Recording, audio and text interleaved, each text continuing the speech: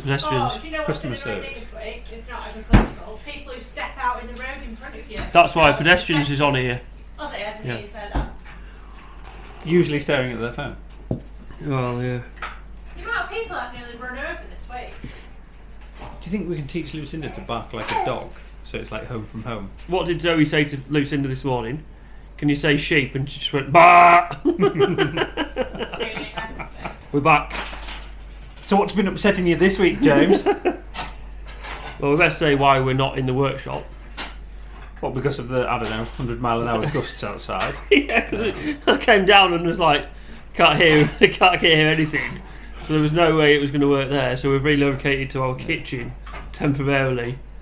And there's a bit of background noise because Lucinda is currently taking all the fridge magnets off the fridge and putting them in a cupboard.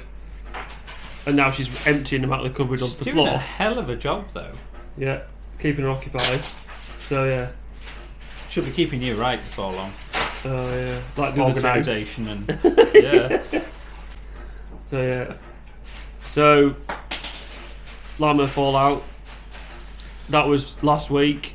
Yeah. Long gone. Now, in the lead up to LAMMA, every year there's... oh, God, this is just taking so much effort, and so much money, and so much time. And we shouldn't bother. And it's just a pain in the arse. We're not going again, he said Yes. repeatedly. This is the last year. Yeah. How many times have I heard that, James? I know. Anyway, we had a step in the right direction this year in that the stand size was a bit more reasonable. Yeah. But still, the problem with that is if you go... You can't please everybody. No. It would be nice to have every incarnation of everything that you make there, so you can show people, oh well, you could have this and with that and with, you know, but you have to draw the line somewhere. Yeah. So this year it was 2 pickups, 2 trailers, and next year, and that was half the size of the stand we had previously. And Yeah. I think the trouble is the ratio of cost and effort to reward is out of line. Yes. So the plan is halve it again. One's preparing machine, compact from boxes, crop roller, Yeah. and just go to 1 pickup, 1 trailer. Half the. And we had Sandy Kirkpatrick here yesterday, does Farms Rock, who's a marketing man, and he said don't undervalue the having a presence, how much it is worth having a presence there. And that's the trouble. Oh, just being there. And I think that's in the back of your mind all the time. You're like, not going is more detrimental than going, and than the money you'd save. yeah. And like, I get asked. Howard said, "What's the worst would happen if you didn't go?"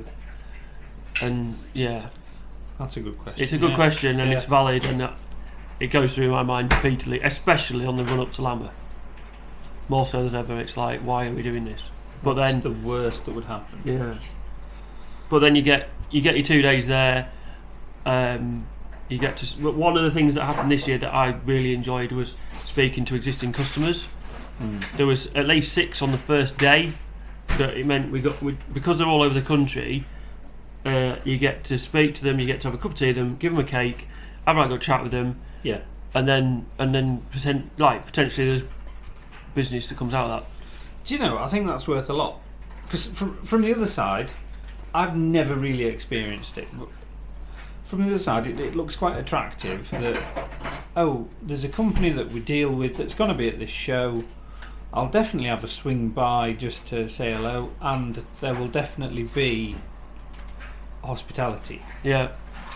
You know, which I would think that counts for a lot, especially if you're going to be trekking round somewhere and if you're going to be paying, I don't know, 4 or 5 quid just for a cup of tea Oh, and God knows what for a brownie. yeah. Or That does there's a a bit. lot. Yeah, I would think there's a lot to be said just for that bit of hospitality. Or just come on to the stand, say hello. You know, even if it's just to say, have a look and see if there's any new developments on the machines. Is Yeah. there anything? Oh, this is new, or would this do me better? Or Yeah. I think there's a lot to be said for that. Someone had a bit of an issue with the size of the cups that we had for the tea. Yes, that was me. Yes. How could so? Pitiful. James Vickard from Lampower TV. We are quite central in the show, so he uses one of our compact front boxes to store his gear to save him having to lug it around the whole show. Which brilliant. So obviously, as part of that, we offer a cup of tea, and it's as far as he's concerned, it's between us and JCB as to who does the best tea. Ours is Yorkshire tea, but somebody wasn't happy with the size of the cups. But in fairness, I drank a lot of tea, and they were really good. But unfortunately now it's got me more into almost like an espresso tea. just a small but really strong, that's hitting the spot. It started something now, was that? Ideally possibly a bit bigger next time, but it was usable, it was good. But then again, if you make them too big and they stay too hot, then people are kind of it's a while till they can make a start.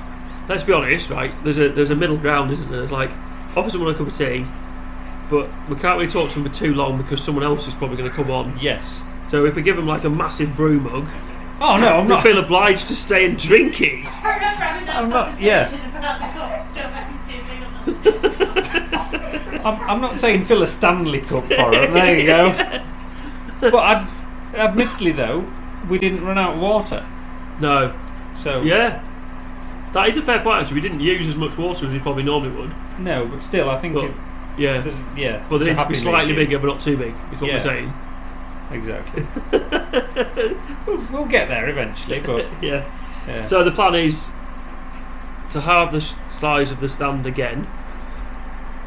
So basically a quarter of what we used to have, and just have one pickup, one trailer, one repair machine, compact from boxes. Yeah. And that way, then it's me and you could go down together. So it's half as many journeys in the pickups and trailers. Yeah. It's half as many forklift lifts. Well, you could go down then on the Tuesday and you'd be sorted for the Wednesday. Yeah. As opposed to having to go down on the Monday and then another trip on the Tuesday. It gives us one more day to get prepared.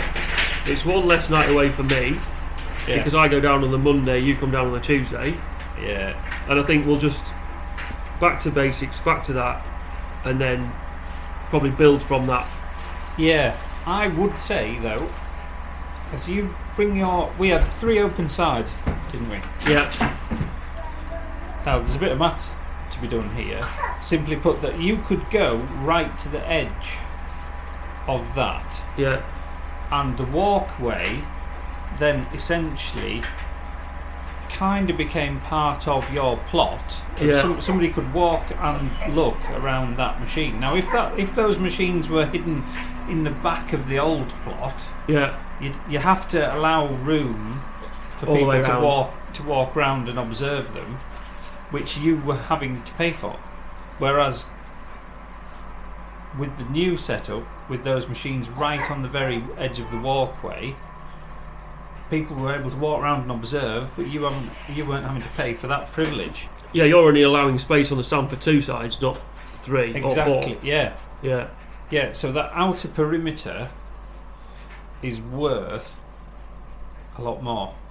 What I would say is, where we were this time, I clocked 2 people who would definitely come and say hello to us, who missed us. I saw them walk.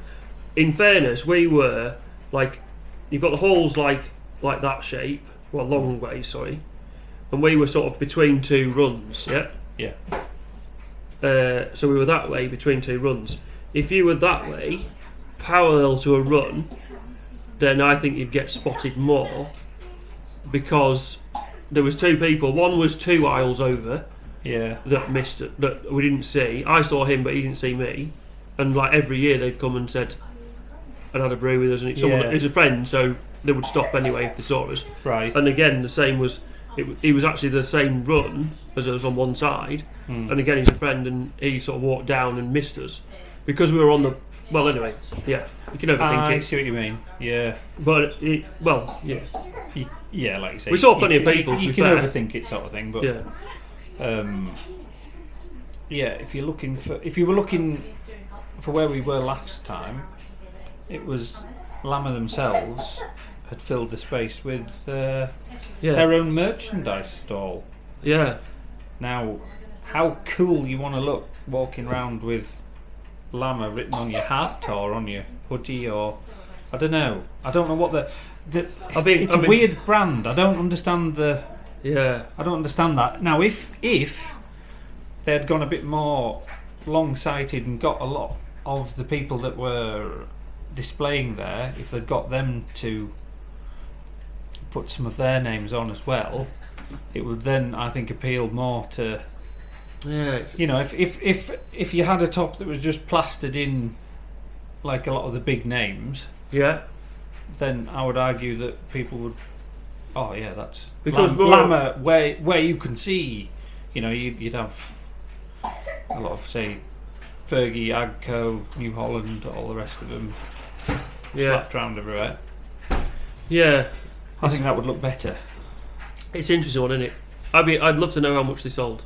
I didn't see anybody walking around there with one on. Because in fairness, it is a hell of a brand. LAMMA is a hell of a brand. It is, but what are you trying to, like? I don't understand I don't understand what you're trying to sell people. You're trying to sell people. They'll basically buy a brand to make them look cool or to associate themselves to something. Yeah. All right, so people want to associate themselves to the show, maybe. But Well, like if it's like Grassmen is a prime example, isn't it? People buy stuff based on, like they'll buy the T-shirt Yes. for the show that they've been to. Well, it's Yeah. a great old show, the Royal Welsh, Yeah. the Highland show. but because it's the Grassman brand and it's all about the coolest, latest Yeah. grass kit and big shiny.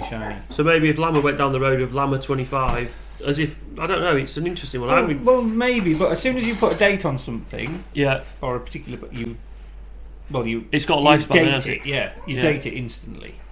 Mm. Whereas, I think if they'd, or I don't know whether they would have to ask permission, or whether even the people that were showing there would pay to have their brand somewhere on some of these things. But I still think that I would far rather wear a jumper that was just, or a top that was covered in all the different brands, even if some of them I didn't like. You know, but it was just, I would think that would look far more appealing than just LAMMA. And yeah, it's a brand, but what? It's a brand that does a show. It's not. It's like the Great brand Yorkshire that- Show doing branded stuff, Yeah, or the Royal Highland Show doing branded stuff. yeah. Now I can kind of understand that because that'll be a show that maybe kids have gone to when they were little, and it's something that they want to. They feel a bit of patriotism to it. Yeah. Whereas LAMMA, maybe, but I think not. I think this year was probably have a go, see what happens, Yeah, and probably build on it over the next few years. it's not cool. You've got to start. Yeah. It's not. I think you've got to start somewhere with it. What if you put one of those tops on? How would you feel about yourself? We've had this conversation before about people buying stuff because of the way it makes them feel. Yes, that's the And- complete and utter art of selling things, advertising, Yeah. is to sell people a better version of themselves. Yeah. And to be quite honest, if I would, and this isn't against LAMMA. It's just I wouldn't wear something. I would. Well, no. Put it like this: I would wear something that's branded LAMMA if it had been given to me. I wouldn't pay for it. That's whether they should be giving them away to the exhibitors, and then you start to see a bit more of them knocking around, and Yeah, I think whether it would be a goodwill gesture. Well, the trouble is, Because if you paid for them. the thing that happens there is the exhibitors is like, instead of giving me clothing, how's about you knock some money off my stand? Do you know what I mean? Exhibitors aren't going to take well to be given clothing. But we've talked about this today about influencers. If you got like people who are influencers wearing that LAMMA brand, would that make it cool, and then make it sell. Again, describe influencer. Well, Is an influencer someone that just happens to be famous, happens to be revered, happens to be... Because people are describing themselves as just, oh, I'm an influencer. and I can't. But We yeah, had this conversation earlier. they're only an influencer. Just they have no other redeeming features. Then it's not like they have got to where they are being famous or being successful for anything else, and then they also have a degree of influence. It's more that they just happen to be. Yeah, they've sort of bypassed the initial part of being famous, really, haven't they? So most people are famous for doing something, i.e., like a footballer, a cricketer, like presenter of a TV show. Yeah, and then they become an influencer. So whereas, what do they do? Do they just do companies basically give them things for them to go, oh my god, look what I've got, and it's amazing, look, this is awesome? We had a bit of an insight into this yesterday with Sandy, because he interestingly said in December that influencers have a lifespan, and he thinks it's sort of people are becoming a bit immune to the to an influencers because they know they're being paid to say something, or they're promoting something for personal gain, and people are falling out with that, and they're seeing through it, and but we were sort of saying, could you be an influencer without taking financial gain, like being paid by somebody to do something or to say something or to promote something? Could you? Well, I think you could do. Well, like to a certain extent, like from my point of view, I do videos to try and promote what we do. Yeah. Some of the reason for doing this is because it's a good way of getting out there that we exist, regardless of what we actually do. But that doesn't. I don't think that makes me an influencer, and I don't want to be an influencer. I just want people to be aware that we exist, what we do. Yeah. And so that when they think, I could do with one of them, they'll come to us instead of going. It springs to mind. Yeah. We become Yeah. one of the options they think of. Yes. So could you be an influencer without being financially incentivized to promote anything? I would argue that most celebrities are technically influencers simply because of who they are and their celebrity. But they've become an influencer because they've already done something. So example is like Vernon Kay. He was a television presenter, and then he's presented the British Farming Awards, and you'd say, well, he's an influencer because people look at what he does and will do what he says, or will take his opinion. Exactly, yeah. Take their opinion in high regard because of. Yeah. Yeah. And such as, I don't know if you want to talk about celebrity, Mr. Clarkson, for instance. yeah. Jeremy Clarkson, or as you call him, my Jeremy. Please tell me you said that. No. Now that you said that. Now that you've met him, it's me and Jezza. Yeah. Really? We're like that. For those watching, I did end up speaking to Mr. Clarkson at LAMMA because he walked past the stand. He was looking at a transplanter, bewildered, and I said, "Do you want to know what it does?" So then we had a conversation about it, in which he told me that it needs more styling, and I said, "Well, farmers won't pay for styling, especially when it comes. Well, they will pay for styling, but not when it comes to that sort of machinery. And also, bearing in mind, it's an Italian-made machine, so I'm not going to go to the Italians and say your transplanter needs more styling." Bearing in mind, Ferrari, Lamborghini, Maserati, Lancia, Fiat, but they're pretty good at it. But the Crown Prince Royal of Agriculture did say it needs more styling. Yeah. Now, is that something we ought to be doing then? Jazz it up a bit. Snazz it up. Right? Yeah, put some flames on it. Jeremy said, so we've done it. Do you go full Lamborghini and just put, afterburners on and twin machine guns and, Anyway, yeah. So, yeah. Bodicea wheels on it. There we go. Yeah. And that, in fairness, that leads us on to this year more than ever. It became apparent that influencers have become a big part of. So much so that there was influencers who have nothing to do with agriculture, and yet it was a place to be. It was a place to be seen, to be there. Like whom?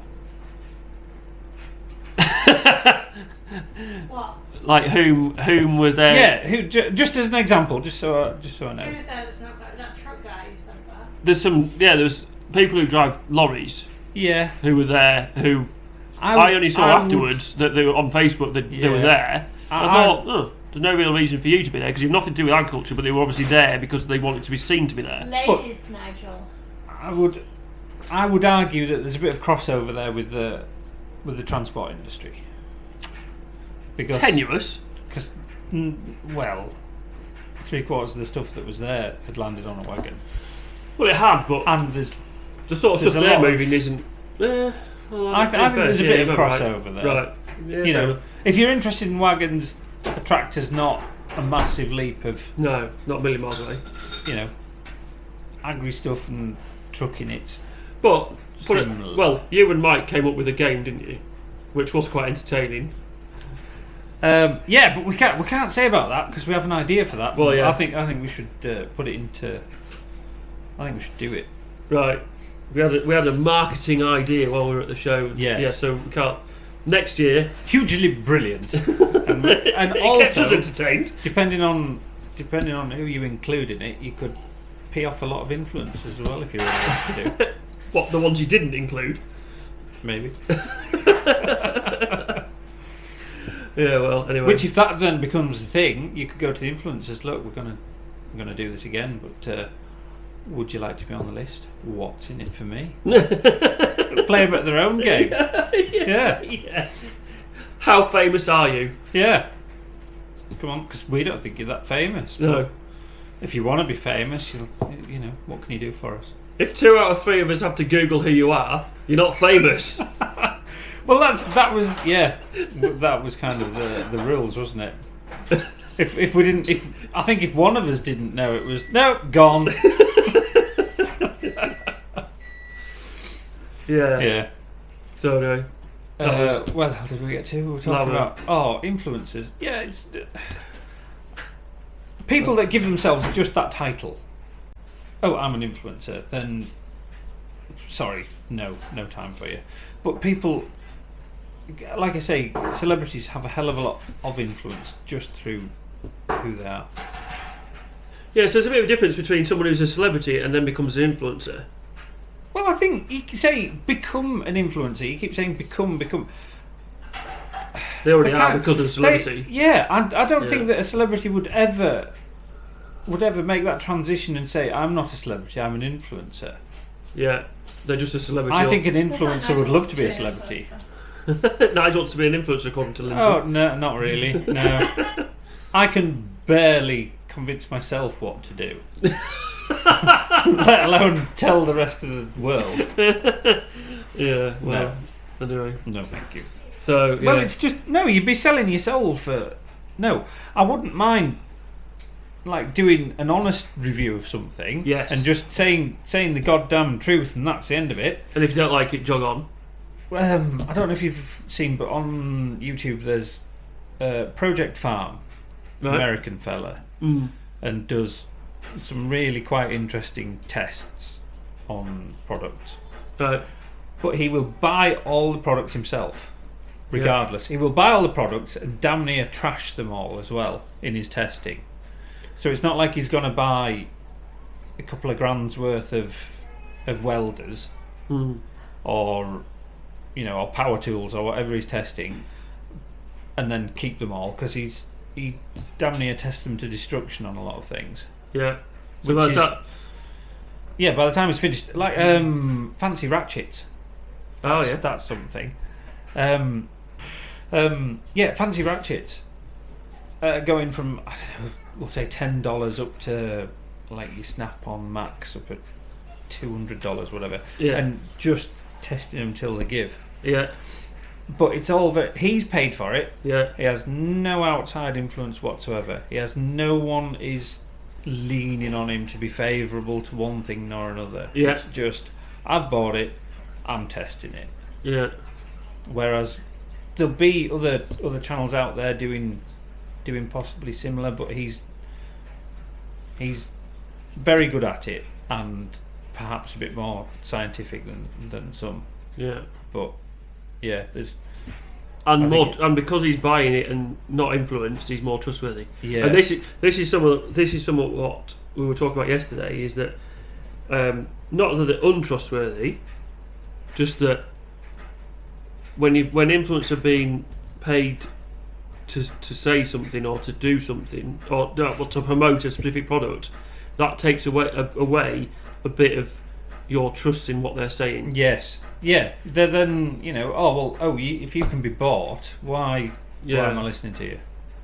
Which I did ask the question. So there was two influencers there last week who were there to unveil a new UTV, quite like a utility. You keep saying influencers. I don't know. Why? What do you think? Would you not call them more?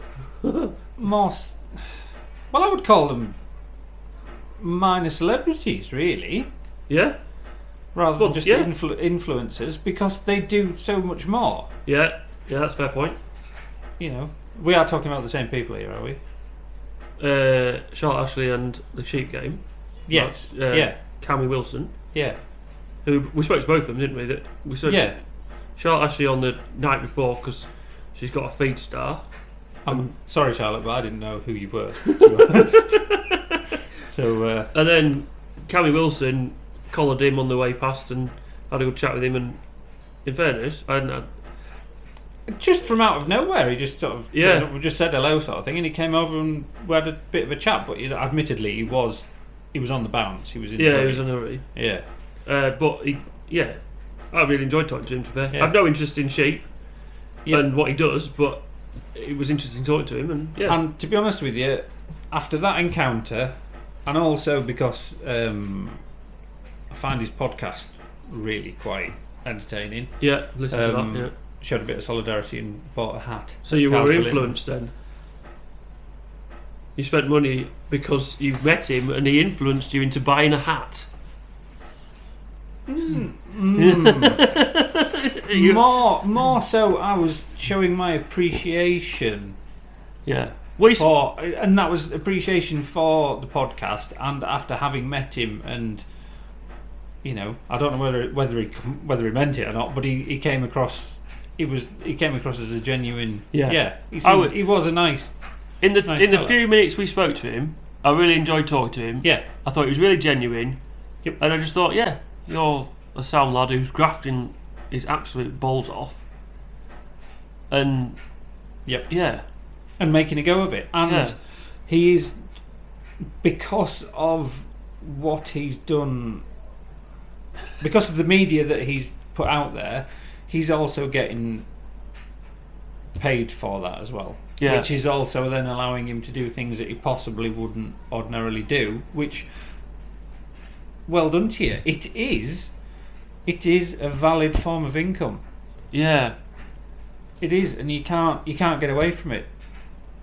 So much as also is for certain people who want to do it or have the physicality to do it, wobbling your bits about on OnlyFans. That is a genuine income. I'm flabbergasted. The more I hear about it. Well, there you go. There's a YouTube video for LAMMA 25 that's to do with one of the people I was saying that didn't really have a reason to be there but was there anyway. But again, it's advertising. It's called Talking Shop. That's it. That was it. Yeah. Yeah. That's them boys. It's surprising that a couple of truckers on there, and they were talking about these girls making content and what have you, and it's rife.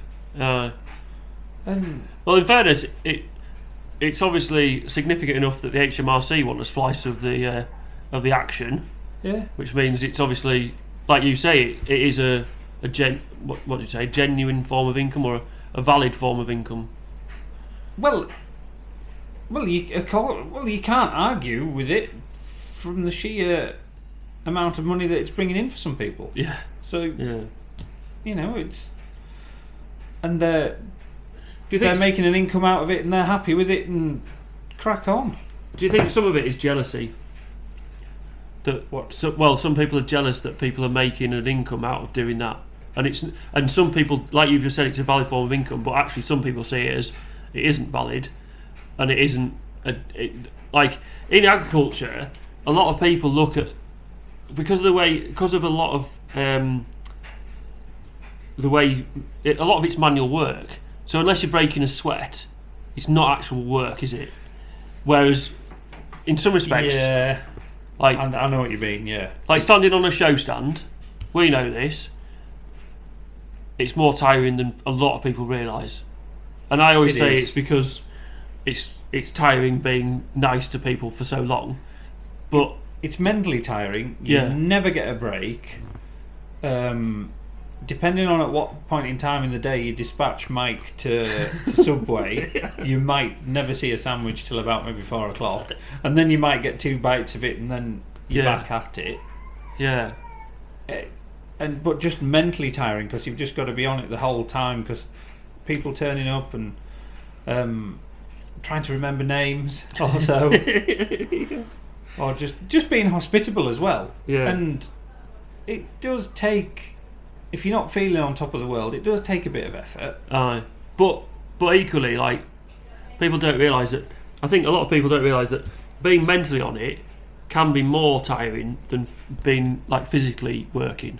So, like, well, the example is, I can go and I used to milk cows, relief milk, and I would go and do that, and I'd come out then it wouldn't really dent my energy levels.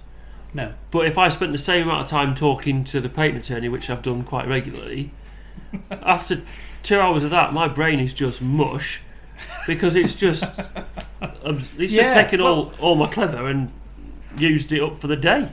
If anything, something like milking, or even back in the workshop, if you're grinding or cleaning some metal up, or even welding, you can. It's almost not a mundane task, but it's keeping your mind occupied on something physical, but it's not too taxing. No. So then the rest of your mind is kind of almost at ease. Well, also, like me and you both listen to podcasts while we're doing that because otherwise you just get. Well, if you're gonna have earplugs in anyway, you might as well be. I find, in fairness, it like if you're listening to something, you know what you're doing. You don't need to be thinking about what you're doing, really. No. And if it helps me focus on what I'm doing if I'm listening to something. You don't end up thinking, bloody hell, I wish I was on doing something else, or I should be doing this. That's the biggest problem for me, is like if I'm doing something like that, like cleaning up steel, I'm quite often thinking, I should be in the office doing this. Your this. mind starts racing away with stuff that you know you have to do. Yeah, and you start thinking, I shouldn't be doing this, I should be doing that. When actually, yes, you should be doing that. And listening to a podcast or listening to something helps me focus on what I'm doing. And then before you know it, the job's done, and you're like, oh, right, well, you've got it sorted, and it's exactly, yeah. And our podcast suddenly just gone. Oh, that went quick. Yeah. Yeah. And also, I think to some extent, you don't end up rushing stuff because you're not thinking, I should be somewhere else. Especially for me, it's especially spray painting.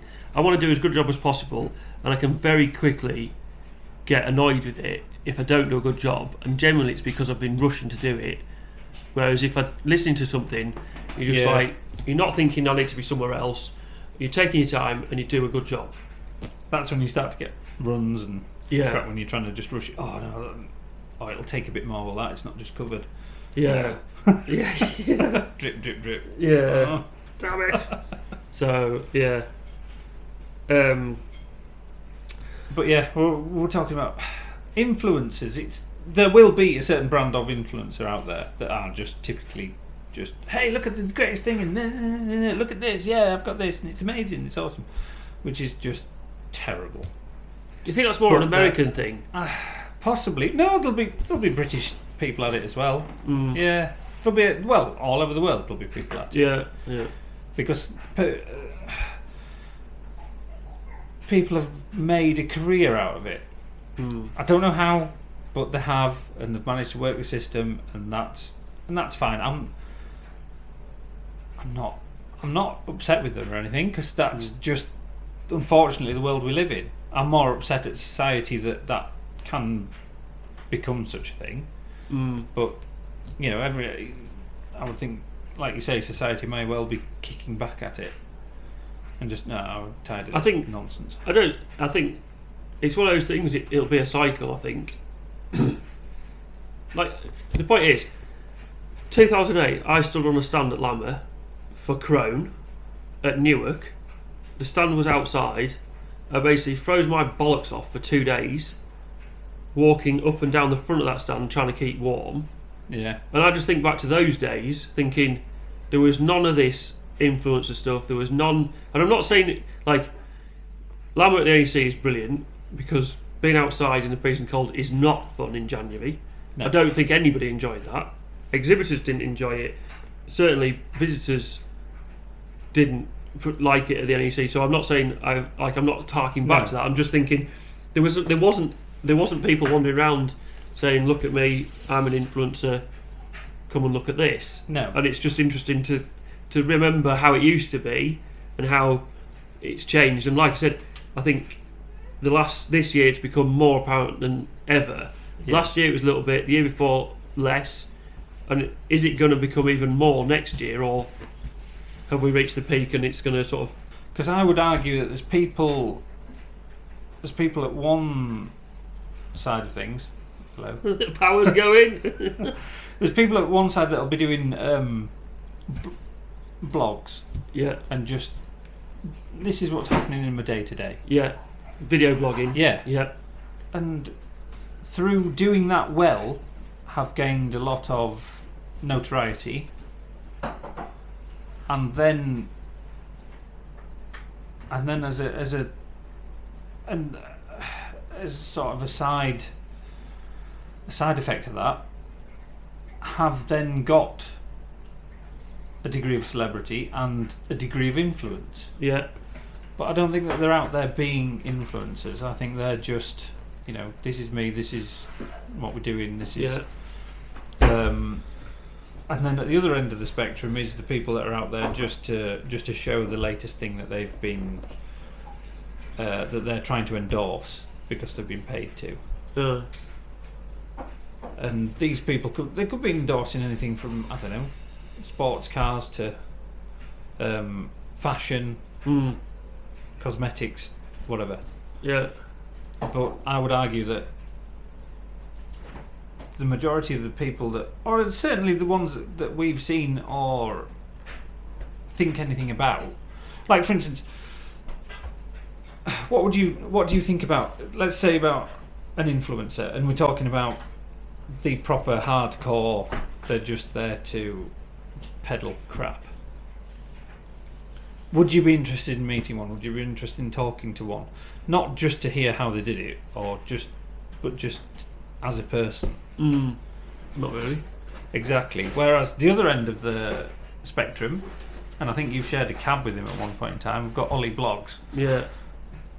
Would you like to spend time with him or just have a chat with him? Yeah. Yeah. See? Yeah. Different ends of the spectrum. Different. Yeah. Like, well, Cammy, we enjoyed talking to him. Yeah. I wouldn't call these people influencers as such. Don't get me wrong, there will be people out there who are trying to sweeten deals, or that they may have some kind of advertising tie-up with. And I think some of them probably will. But ultimately, if they just say a little bit about that, and it's an advertisement, and you know that that's what it is, yeah, then that's fine. So Cammy Wilson has people who sponsor his podcast, Fed by Farmers. Yeah. and he says he does use that stuff on his own sheep. Yeah. But then again, he will probably be able to buy that at a particularly reduced rate. So he'd be a fool not to be honest. Yeah. So the scenario is, if he was already using that stuff anyway, and they've come to him and said, well, you use our blocks, how about we'll sponsor you, and then you can buy it cheaper. It may well have come about that way. It's a no-brainer, really, isn't it? Yeah, it may well have happened that way. The way that, and this is quite insane, and so I have heard of situations where influencers have gone to people and said, right, I've had people do it to me. I've got this many followers, I've got this much going on. I want to buy one of your things, and how much you're going to knock off? Yeah. Which straight away, I'm surprised you've had that happen. Yeah. Well, straight away, it was absolutely no way. Jog on. Never in a million years. And when I told Lindsay, she went absolutely well, I think I'm mental, but she's like, she was having none of it. So this is people using, you see, now that side of it. But not equally, good. I had to sort of question it and think, actually, this maybe isn't as daft as it sounds. There is a business case to say, right, well, yeah, let's be sensible about this. They've obviously done it before. Yeah. And they're just trying their hand again. I have had somebody who bought a machine and didn't mention that they were on YouTube, and it was only a couple of months afterwards that someone said, I saw one of your machines on a video put out by this certain farmer. Yeah. And I was like, I didn't even know they did them. He never mentioned it, which I respect him for that. Mm. And I think good on you for not using his status to bid us down. Yeah. And I wouldn't. Yeah. I wouldn't have. Well, in fairness, he wouldn't have got anywhere because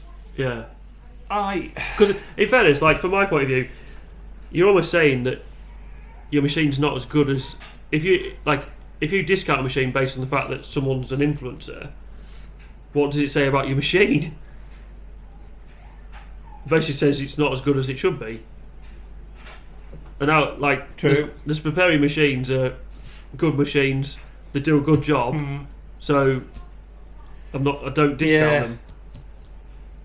Yeah, true. Now, from my side of this, the little dalliance I've had with this sort of idea was, I was thinking, well, I need to buy some parts to do something to one of my tractors, and I was thinking I'll probably write about it in Profi. Yeah. So I thought, it came into my mind. I thought, well, why don't I approach the manufacturers and say, look, I'm going to put it in Profi about this. How's about helping me out with the parts? And then I thought, no, bollocks to you, because I've done everything the hard way up to press. And then if I did get some sort of a discount, then you'd feel duty bound to give some sort of a favourable answer to it. Whereas no, if I've had a pain in the arse experience with something, I'm going to write about it, and no one's going to... And that's more value to the people who are reading it. I would think so. I would hope so. Or if I've had a good experience, I'll say I've had a good experience, and I'm not gonna hold back. I'm not gonna, I don't. Well, also Profi, I don't think I could really go to town and slate anything completely, simply because it's going in a publication that is full of advertising. Yeah, that is one slight problem. But again, Profi is, you pay for the magazine, you pay for that, because especially with the testing of everything, they test a lot of stuff head to head. You pay for the magazine, you pay for that impartial view. Yes, yeah. Otherwise, the magazine should be free, really, shouldn't it? Exactly. Otherwise, yeah, exactly. There's people out there who, I don't know if this is true or not, but I'll use it as an example. Grassmen seem to get a lot of equipment from manufacturers that just say, here, try this. Here, we'll give you that for a season, sort of thing. Yeah. I think, all right, and then they use it, give a bit of a review on it. But I could be wrong, but I've never seen anything slated on there. No. I've never seen anything, this was we struggled with this, or we could never really set this up right, or we couldn't, Is that because anything they've tried and they've thought this isn't good enough has not been published? I think there's a possibility there, but the problem is that looking from the outside in, you can only ever, because you never get to see that. Yeah. All you see is the positives, and you think, well, is this because you've had the use of that machine for, people are throwing 50 grand's worth of machine at them, free use for a year. Well, is that going to favour? I don't know. I'm like you say, they could well have problems with stuff, or I could. But I'm not saying that that's what happens. But I'm saying it's looking from the outside in. But also, Grassman have got to be careful because they've got a hell of a brand. They've built a hell of a brand over a lot of time, and that's worth a lot, isn't it?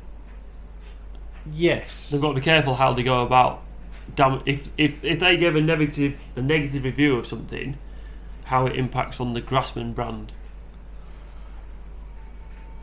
Yeah. Yes. While we're talking about Profi, we should mention about the Profi stand. Ooh, controversy. Yeah, the controversy of LAMMA, which was highly entertaining. Because you were in the thick of it. I got asked would I put a compact front box on the front of a tractor that was on the Profi stand so they could use it as secure storage. Yes. And we said yes. So we went and put this compact front box on the front of a new John Deere. That it was on the stand because it was in the magazine. Yeah. So it's been tested in the magazine, so it's been reviewed. So that's why it was on the stand. Yeah, the promotional banners were latest copy of Profi, where we review the new 6M blah blah blah. Yeah. So we ended up putting this box on. And part of that was the keys were on the tractor, and they wanted it moving. So I ended up sort of shuffling it a bit just to get it exactly where they wanted it. Tearing the shit out of the carpet. Yeah, trying not to rip the carpet up. Lots of shuffling. So for some reason, and someone has pointed out that there's a hypocrisy going on here as well. New Holland took offence to this. Yep. They took offence to the fact that tractor was there and John Deere didn't have a stand. Now, there was another tractor, the same as it. It was the same new style of tractor, it was a slightly bigger one, on the Talis Amos Group stand. So there was a stand, it was on display on another stand. But New Holland took offence to this, and there was a 3-hour debate about the fact this tractor shouldn't be there, it shouldn't be allowed to be there, and it shouldn't be on display. Yep. And there was discussions about it ought to be moved off the stand. Yes. But it wasn't. But there was, on the second day, there was a curtain erected from the ceiling, so they went up into the roof of the NEC, put some wires down to a frame with then some massive black curtains. Those curtains must have been 20 feet high. They covered it up. Yep. And someone's pointed out that New Holland are actually, previously they haven't had a stand at LAMMA, but there has been in the foyer a New Holland tractor with a hedge cutter on the back of it. So they've done what they're taking offence to. Yeah. And it's just... I just thought it was a bit... I just think, how sad do you have to be? Well, it brings a lot of... It brings a lot of controversy to then kick up things to such a point that it then becomes a talking point. Yeah. For John Deere, it's an absolute win. Because it's like... So, and in some respects, it's saying New Holland are so scared of that new tractor that John Deere have launched because it's going to sell better than what they're selling. You could read that into it, yeah. Entertainingly, I did see the figures for tractor sales as a brand.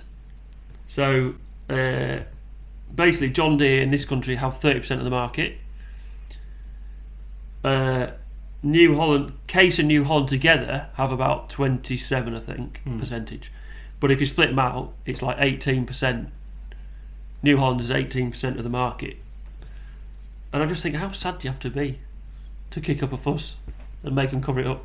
And most people would have walked past that tractor and not given it a second thought. They'd be like, oh, there's John Deere tractor, so what? but then because of these massive black curtains, Well, it's the publicity it brings. Yes, the black curtains over it. You go, oh, that's a bit weird. You'd have walked past. If you didn't know the story behind it, you'd have just gone, that's a bit weird, and just carried on. Yeah. However, once there is a story behind it and people start to hear about it, then ooh, that's a bit strange. So I don't know just what. I've actually seen the tractors again this week at the Ripon Farm Services show. So that's LAMMA. That's most of we've discussed LAMMA. So we'll just have a quick. Fair enough. So a separate topic, completely different, is pedestrians. So the law was changed last year on basically the way in which I don't know how you explain it really, but basically the softest thing has priority in a sort of hierarchy over everything else that uses the roads. So wagons are responsible for keeping an eye out for everything that's smaller than them. Right. Yeah. So then you've got pedestrians, Yeah. cyclists, somewhere horse riders coming there, then cars, then buses and wagons and this, that and the other. So does this give pedestrians the right to just simply walk out into oncoming traffic? Seemingly, yes. That is ridiculous. But seemingly people just walk into the middle of the road now because they seem to think that a car has got to stop for me. So I came back from Kendal earlier this week, coming through Hawes, and basically we know Hawes very well. You lived in Hawes at one point. Well, where the road splits, because it basically comes through Hawes one way going through, and it splits to go back the other way. Section, yeah. So there's a one way either way through Hawes. Well, the bit where it splits as you're coming down through Hawes, and it drops down to the left and then back to the right. So I came down through there, trailer on, and there's a couple walking. The lady's on the pavement. The man and the dog are in the middle of the road, just wandering along. I'm like, what are you doing? Unfortunately, it has the feel, especially that single lane one way circuit. It has the feel of a little side street. It's an A road. It's the A684. It's an A road.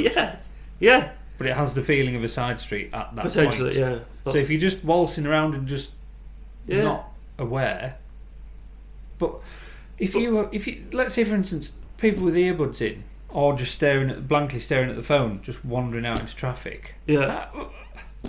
And in fact, and it wasn't in any hurry. It wasn't like, oh, hell, there's a car coming. It was like, oh, whoops, amble off the road, take my dog with me.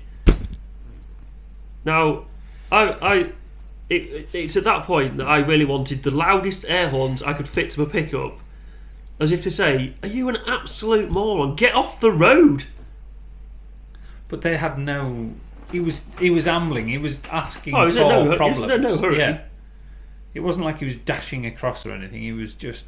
We are quite used to this because of where we live. It gets visited by tourists quite regularly. Yeah. And as much as they like to just amble around in a car or in whatever, and we're actually trying to get on and do our jobs. And as much as we like living here and it's beautiful, we are driving from point A to point B as rapidly as possible because we've got work to do. Like, it's not that we're not used to this, it's just when it's pedestrians, you're not helping yourself, are you? No. And the other problem is teenagers now just seem to think it's a game. So just walk across the road because they can. The fact that there's a pedestrian crossing 20 yards to the right, I think that's.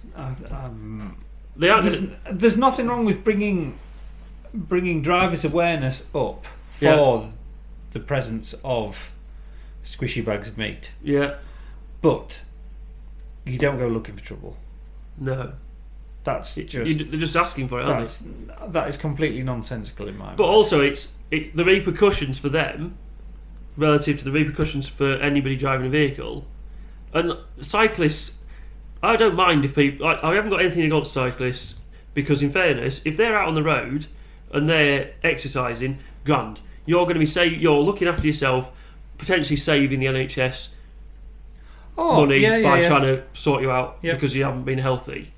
But equally, I have a big issue with cyclists waving me past if I can't see.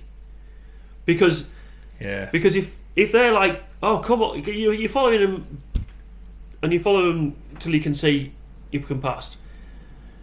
They wave you past, you go past, collide with a vehicle, they can just pedal off into the distance. You will not see them again. No. They will just be, ooh, and just keep going. Yeah. Yeah.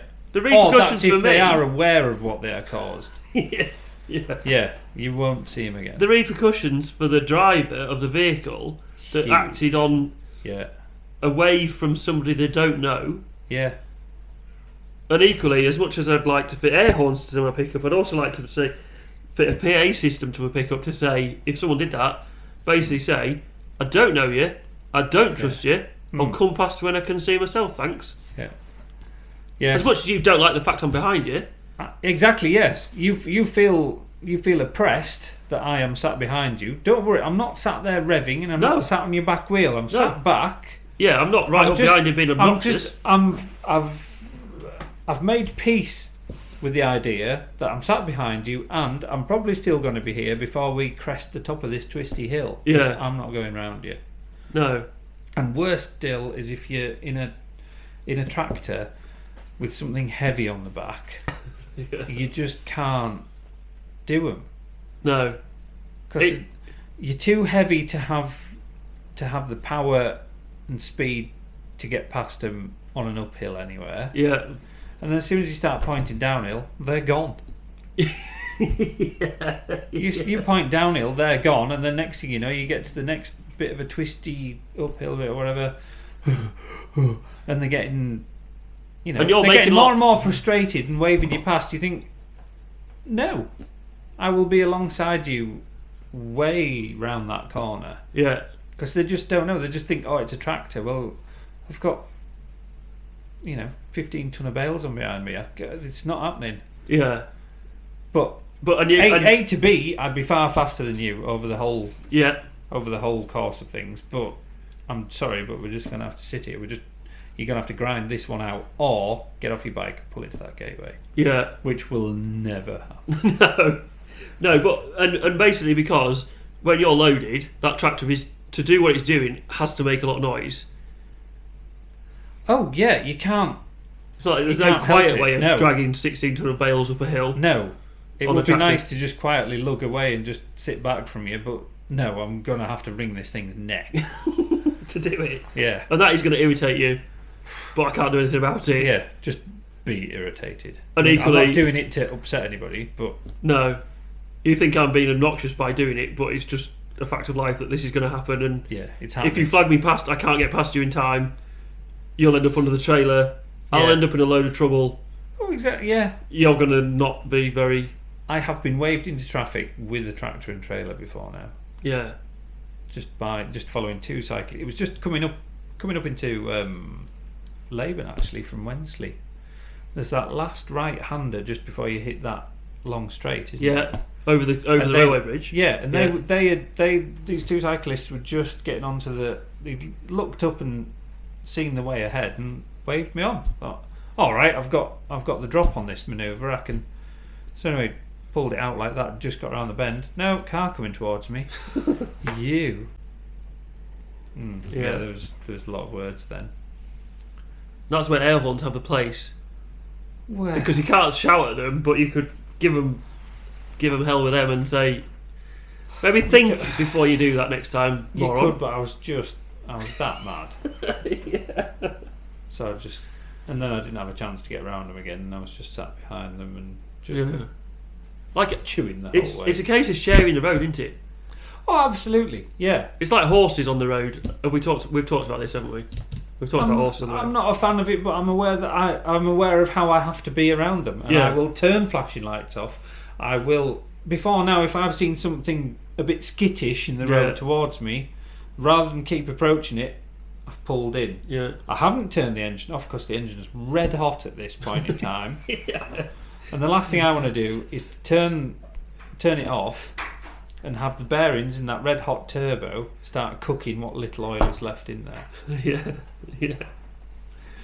So you just right. Well, I'll just have it ticking over, and I'm stationary. If you cannot bring your horse past that, then I have an argument that it shouldn't be on the road. Yeah, common sense says Really, don't bring it on the road. No. So yeah. But yeah, having the squishiest thing, having the right of way is. Well, I argue they're not making anybody safer. No. If anything, they're empowering. It's more empowerment of the weak. It's just know your place. There are places where you do have complete priority. Yeah. Stick to it. Well, the issue is that fundamentally common sense isn't that common, and it's not getting any better, is it? I would argue the way that people are zombified by their phones, that you would be wanting quite the opposite. You would be wanting them to be more aware of what they're doing, rather than making the world revolve around them. Because the lane up to mum and dad's gets dog walkers on it, and it's quite entertaining how long, like, you can drive up behind them and they aren't aware you're there. So what do? Do you beep at them? Do you rev the engine? Because, like, you don't want to startle them. No. You don't want to be obnoxious and, like, just lean on the horn. Or I don't. Other people might. But most of them, when they suddenly realise that you are there, they're very, sorry. Yeah. But I don't have an issue with it, but it's surprising how far you say, you can go. Yeah, you could get right up behind them because they've got their earbuds in. They're just not aware you're there. No. Now, if I do anything out and about, I'll only have one in.